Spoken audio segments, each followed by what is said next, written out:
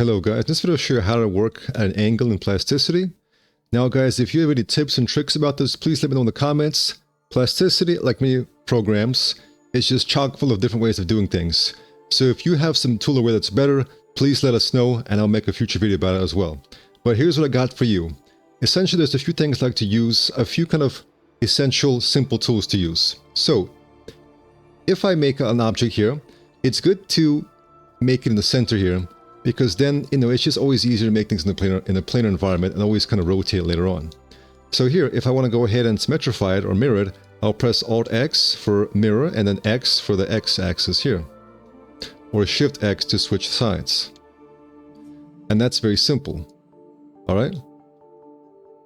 So let's say I, for example, press O for offset. Select this, press E for extrude. And then I move this out here and then go ahead and, for example, fillet that. Alright, but what if we want to do this at an angle? Let's say I move this up here, GG. I rotate it, RR for screen space. Alright. What do I do now? Well, if I press Alt-X and X, it's going to use the default kind of origin of plasticity. Alright, so the first thing we can do, guys, is when you press Alt-X, you can select a face here and it will occur around that area. So I can, like, for example, left click here and boom, it's occurring right there. I can move this as well. If this is happening, guys, if it's strange, here's what you do. You press Alt-X and you click on this surface. And then when you move it, watch what happens. It's going to smartly figure this out, right? That's one option right there, guys. It's just to select the face and move it. Next option is very simple. We select this, we press D, we hold Control to snap to this midpoint right here. Now we press Alt-X, click on that, and boom, we have the mirror happening here. And also, guys, I recommend whenever you do the mirror, you can press Q right here to union it, but I recommend not doing that until the end when you're ready to export, because if you don't do that, you always have this available. You're always able to delete this and then reposition it right there. And it also works for other things as well, guys. Let's say, for example, I do this right there. Let's say, for example, I create a cylinder right here. Well, how do I position it right there? Well, it's simple. I can just, for example, delete this, hide it, or isolate these two. I can select this, Alt-X, and then use this as a face for the cylinder as well. Right? Very handy, guys. Very handy. Alright. I'll show another option. And once again, guys, all these come in handy in different situations. Alright, let me undo that. Let's see, let me put that right there. Alright, let me go ahead and delete this. Alright. Another situation, another thing you can do, guys, you can press Shift A for the line tool, hover to the center right here, then hover over right there, this center. That creates a small little bitty line right there.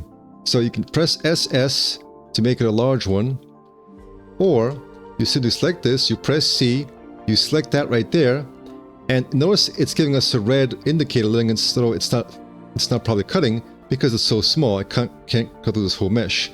But if you simply activate the extend option, it will extend it and it will cut it. You can now delete this and boom, you can now mirror this. So guys, these different options come in handy in situations. Alright, next, let me create another one right here. So let's say, for example, I create a box. I can easily create a new box and snap it on this, this edge right here, and, subtract or add, right? But once again, what if we're at an angle?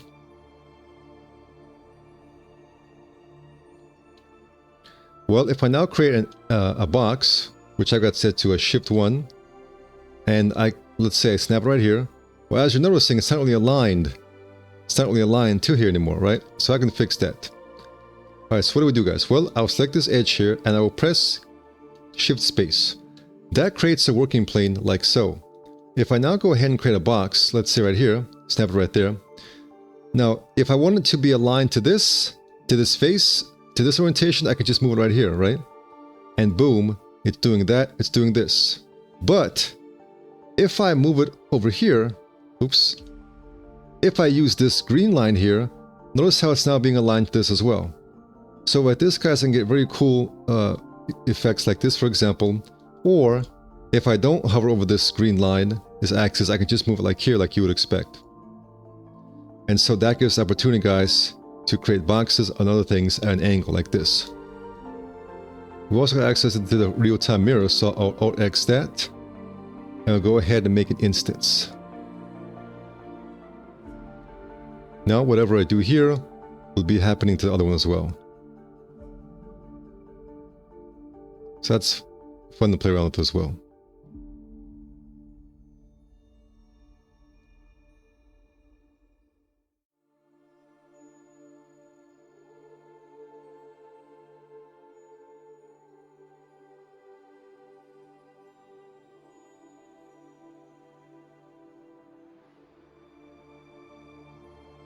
Alright guys, and one more technique. So, if you select this face and you press Shift Space to create a temporary plane, you'll notice how it's not properly aligned to the edges, right?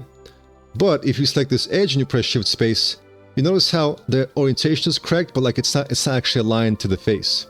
So, here's what you do. You go ahead and press 5 to go into be able to select all things at once. Select the object, then hold Shift to select this, and then hold Shift to select that. So have both the edge and the face selected. When you now press Shift Space, guys, it's going to, in a really cool way, orientate to both the face and the edge right here, giving the best of both worlds.